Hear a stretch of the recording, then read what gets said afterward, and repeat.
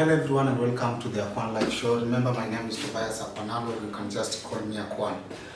So in this episode today, I have my guest and we are going to navigate through a very critical topic. Remember, at some point, Kenya was ranked among the most country the people who are depressed, and therefore, today with me I have a lady and a gentleman here. We are going to talk through this matter in lengthy and just understand the issue about depression. So welcome, guests. Thank you. Now feel at home. Jack, this is the third time you are at the Akwan Live Show. Right. And I'm very happy to have you here. Good to be here. Kindly tell viewers when Japan to follow and anything about you. Wow, thank you so much. Our viewers of the Akwan Live. My name is Jack Mbugwa and I'm very, very glad to be here. I am a preacher, motivational speaker, a journalist, and I'm glad to be here again. Thank you. Thank you. And welcome. Thank you so much. Miss, you are the second lady to be in this show after the other lady in that episode. Tell us who you are. My names are Yvette Atieno. I am one, a mother. Two, I am a fashion designer. I am a therapist. I am a beautician. I am also a cook, so a lot of things included. So Wow. yeah, that's me in summary. Welcome. Thank I you. feel at home. I also forgot to mention I'm a father. Yeah. Father, like father, you know Catholic work on a father. Yes, So father. you say you're a father like that. Father. Yes. Okay, let us start this thing by a very simple question. Yvette, Yes. when I read about your story, you shared something about depression and how you have overcome these. What makes especially young ladies to be depressed? What's your story? My story is very, very funny. It's also very, very simple. You know, a story has two sides. There's a way you can decide to take this story, and there's a way another person can take it. So you might either take it positively or negatively. So I want us to start with the side of you unajipata kwa hii situation, now you have a kid and the baby daddy or the boy child amepotea kwa hii question. When did you realize you have your kid? I realized I was pregnant around November 2021, around that. So I realized, and then by that time I was studying somewhere else, and I had just finished my NEC exams, and I was to go for attachment. That was at Mombasa. So I went home and my mom started noticing some signs, and she was like, "Oh, I'm kind of broke on mimba." I used to brush it off. So there's a day aliguza nerves zangu, and she was like, "Mbona unakaa nika uko na mimba? Atibiti yako naionea hapa." But ulijua that time uko nayo. Nilijua niko na boy. So mimi nikamjibu vibaya, nikamwambia mimba yangu nilipea, and I walked out. And that's your mother? That's my mom. Okay. So actually, my plans, I was not planning to keep that pregnancy, because I had talked to a certain friend of mine, and she had told me, tukienda Mombasa, I know some guy mwenye atakusaidia kutoa. Yeah, so the option that was in your mind to do away the baby. Exactly. So after that, my mom knew we are not mimba, but obviously her maternal instincts told her otherwise. Yeah. So when I went to Mombasa, I was staying with my aunt. A cousin of mine, was during April, the Easter holidays. So a cousin of mine was staying in Nairobi, so she was coming over for the holidays. So when she came, she was involved in an accident. So now we were supposed to go pick her and then turudi naye Mombasa. Oh, in all this confusion. Hizi vitu zote. So in the midst of sisi kwenda kumchukua, I almost had a miscarriage. And I was staying with my aunt, and my aunt never had a clue that I was pregnant. Sasa it became hectic because when alijua, she compelled me to tell my mom. And it was hard because I know my mom. She is a staunch church Christian goer. And then she akona mature church, and then like with her standards, it's got yani niliona tu hapa kimeniramba. So before you continue with your story, at this point of the time, your mom knew that you were pregnant. Ashakwambia like bado hujamwambia mama mwambia. Bado sijamwambia. Bado hujamwambia. At that point bado unaangalia njia zingine kama unaweza do away with the baby or not. Yes. Jack. Yes. What do you have to say about honesty between maybe children and the parents? In regards to pregnancy? In regards to anything. Just do you support whenever like I have a problem, I can approach my parent and tell her or him that you see this is what happened and blah blah blah. Are you in agreement with that? Well, thank you. I'm in agreement with the place of honesty with our parents, but then on the other side, you get to realize there are both sides in that place. For instance, when I hear Yvette mention her story, like how her mom is this charismatic person and she has a name outside there. So, like now, the reason it can be difficult from honesty, it's from a place actually of respect to the parents. Maybe just to cut you short. Yes. Wewe kama wewe, what's your relationship between you and your parents? Na wewe kuna kitu gani na feel hawezi ambia mzazi? Do you think there is a boundary? Or you can tell them anything? Are they that accommodating? Yeah, they are very, very accommodative. They're very accommodative, and I think every parent outside there, they're accommodative. But then I think there is a degree to how they are accommodative. But she was comfortable kwenda kuambia wazazi because yes. The reason why somebody is not comfortable, wanasemanga once bitten twice shy. Labda nenda kaambia mama unajua ile nyamuliacha nilichukua vipande vile nikakula. Kichapo alipata ilimfanya hadi sasa hii nyingine anasema I'm not going to tell mom. Yeah, that is what I'm saying. As a parent, every parent they're very accommodating. It's an inbuilt nature of every parent to their children. But then it varies, it depends. Sometimes you find there is that parent who is accommodative 1%, the other, but that does not mean they're not to be accommodative. And then also it depends with the weight of something, of something that has been happening around. For instance, I remember my mom really warned me about smoking bang, so she could really speak about that thing. So when I began to smoke, I was not in a place of telling her directly that, Mom, I'm already in this thing, because I already know her stand, right? So that is. So in your view, what do you think parents should do so that they get that benefits from their kids? Wow. One of the things that I think parents can be able to do is just to create a room for. You realize most great secrets are revealed not in a planned meeting, but they are revealed in just a random conversations. Yeah, sure. Yeah, right? Yeah, sure. So like you can just meet with, when I call you, I tell you, come girl, I want us to talk. I want to talk to you as your parent. We want us to talk. Tell me what is, somebody may shy off and may not be in a position of telling directly. But you see some of most secrets, they're revealed in these random conversations, right? So I would really advocate for parents to give place to their children where they can just be engaging them in different matters. Yvette, at some point, do you realize that maybe is there something you push up before you kufanya sasa utaki kuambia mama kweli? For me, I've never had that. Mama ndio yule mtu aliongea tu hivyo.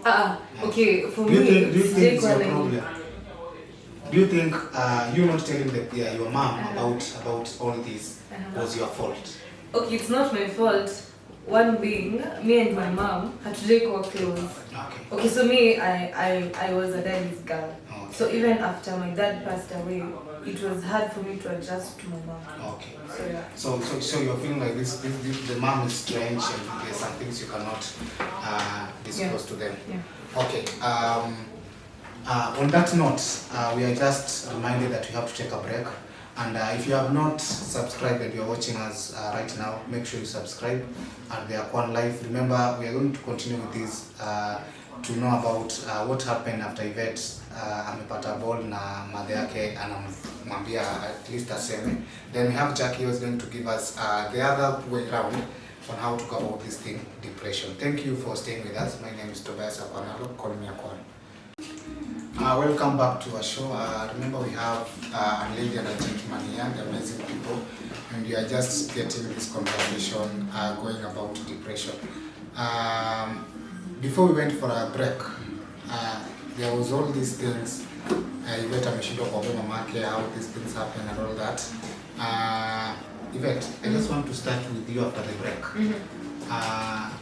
Let's say I'm interested about you have already accepted that uko na ball, or rather mother amejua uko na ball. Then how was the journey about that ukimaneuver in between? Keeping in mind boy child wako missing, ulimanage aje ama ulikubali aje ama ni sasa hujaikubali? Kujikubali is a process, first thing. Huwezi sema umejikubali after being hurt for a period of 1 month. It takes time. It's like a process of healing. Ukianguka ukiumia. So have you healed? Because the baby is now 2 years and some months. Or are you still in the process? I can say I'm almost completing my healing process. In a scale of 1 to 10, does I feel like accept aje? In a scale of 1 to 10, yes. Let's give it a 7. 7. Yes. So that's great. That's around 3% imebaki ndio uhili kabisa. Jack. Yes. Certain people wanakuanga na ile kitu tunasema mtu akishaanza labda kukuwa na mawazo and all that. You see people respond to things differently. Kuna mtu mwenye mimi nitakuja nikwambie mzazi wangu amekufa, or you tell me my parent is dead, then I'm just calm. Kuna mtu utamwambia ile chiwawa yao ya nyumbani ama ile paka imeanguka kwa mto na huyo mtu atatoa nguo akilia. So how do you think there's this difference between people accepting the truth about something and coping up with that? Yes. I think as Yvette mentioned earlier, it is a process. Sometimes it depends on someone's personality and the degree they were glued to what you're talking about. Personally, on a personal level, have you ever survived something like ukasema like this thing nimeachana nayo, so I have to heal and get out of this? Yeah, I think that one has happened so many times. Even in regards to job, you see like in Kenya sometimes we do not have job security. So there's someone who will wake up in the morning and then they get to the office and they're told your contract is terminated. So you find such people, such things happen, and it becomes really a process for someone to accept.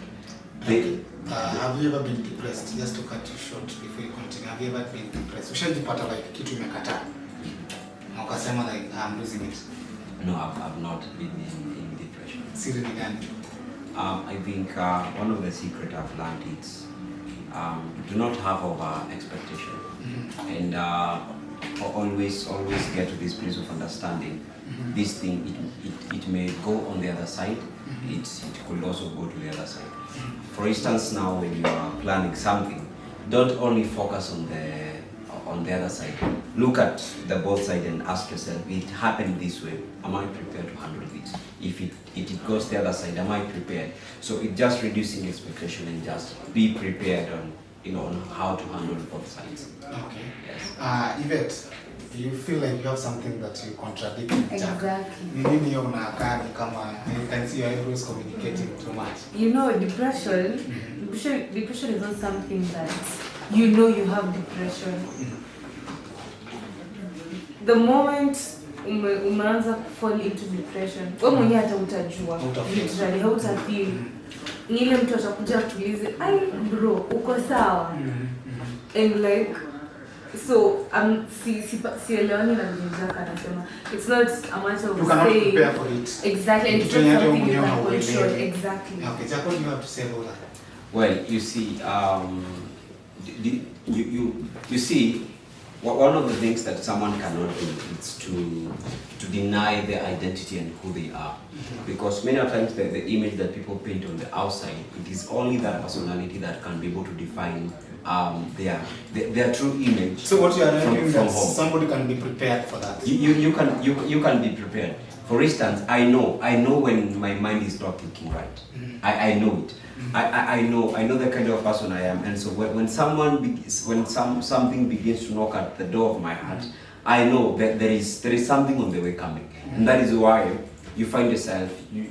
By the way, depression does not just come.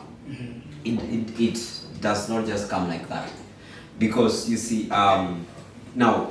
Because at the end of the day, even when we do all these kind of things, there are ask any therapist. You get to the therapist, and then the question they begin to ask you, what are things that have been happening around you, so that we can be able to trace your depression. Okay, before we go deeper about if depression can be justified in the manner that you're trying to explain, I just want to invite Yvette to give us some overview. I've heard that you had these suicidal thoughts about yourself after umekuwa na ball and all that. The father of the baby is missing. I feel at some point maisha yako iko worthless. Yeah. So what I want to ask, what are some of the symptoms that you feel like these mothers go through zinafanya mtu aanze feel like kutoa uhai wake na kutoa uhai wa mtoto? One, there is a way in which the society deceives or sees people who have given birth early. And that is one thing that gives young mothers So the stress. society na kujudge. Exactly. You feel Judgment like from society. tofauti. Two, there is when you don't have support, either from friends, family, or whoever you depend When you talk upon. about support, what type of support are you talking about? Money, Support in all people ways. to talk to you. So, financial support, emotional support, spiritual support, everything. Me literally, I can tell you, I was somebody in church, but after fiasco yote, sijairudi hata kwa hiyo position because kuna venye nilichukuliwa, hata hiyo post iko still pending. Unaambiwa go for it, but you can't because venye waliniona at that time. There's this thing that I'm trying to imagine. I'm not a woman. I'm trying to imagine. You have given birth. Uko na mtoto the first 2 weeks. Na wewe ni mtu mgeni. You don't have that support and everything. How is it like? How is it, especially the night? It's very hectic. Very, very hectic. Me literally siko nalala. And then my kid was ule mwenye analia the whole night. So I'm awake the whole night. And you can't text somebody, you can't call somebody mwambie katotokea tu kanalia hapa ndo. You can't. Permanent ameingia ndani. Amekuhepa. Amekuwa mseasonal. Ameenda. Now, one of the things that get people into one of the sides are those anxiety. We have talked about suicidal thoughts. Una feel like unaweza kuua mtoto ujue mwenyewe. Yeah. Ja, what do you think these people are depressed? What are some of the symptoms that they can show? One of the things that happen to depressed people, they really get to a place. It's a place of not. They just lose joy about life. That there is something happened. They just, you're ready for anything.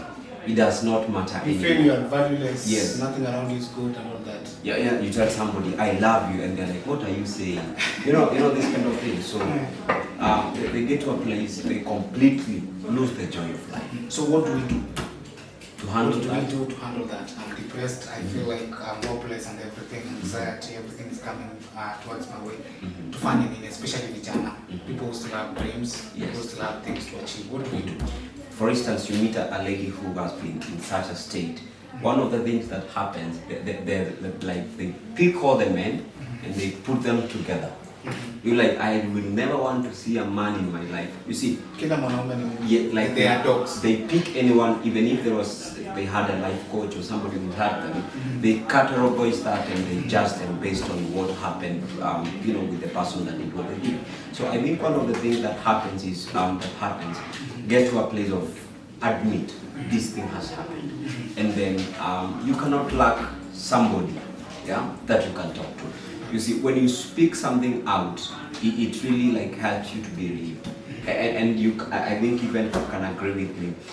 When she was the place she was at the beginning, before she spoke about it, and what happened after she speaks about it, it is really really different. I guess in one in 1 minute, Yvette, what have helped you to navigate all this, and you can everybody can see you're still strong, you're still determined to raise the kid and perhaps work on in your future and everything.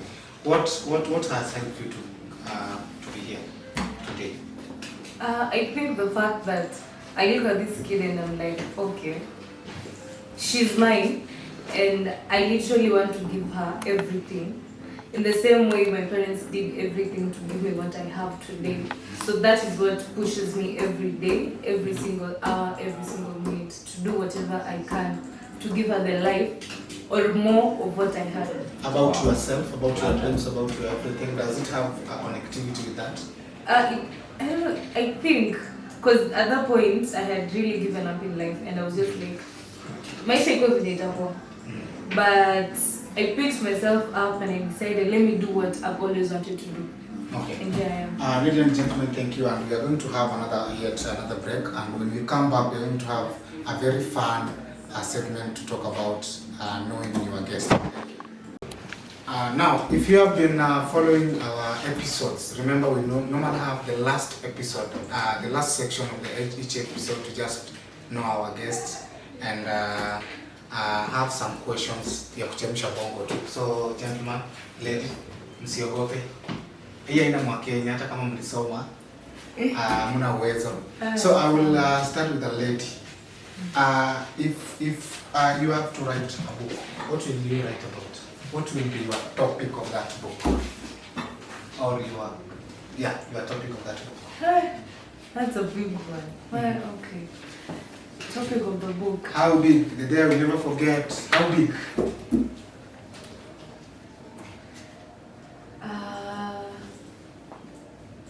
I think the one thing I would write about is a milestone. A milestone. Milestone. Okay. Okay.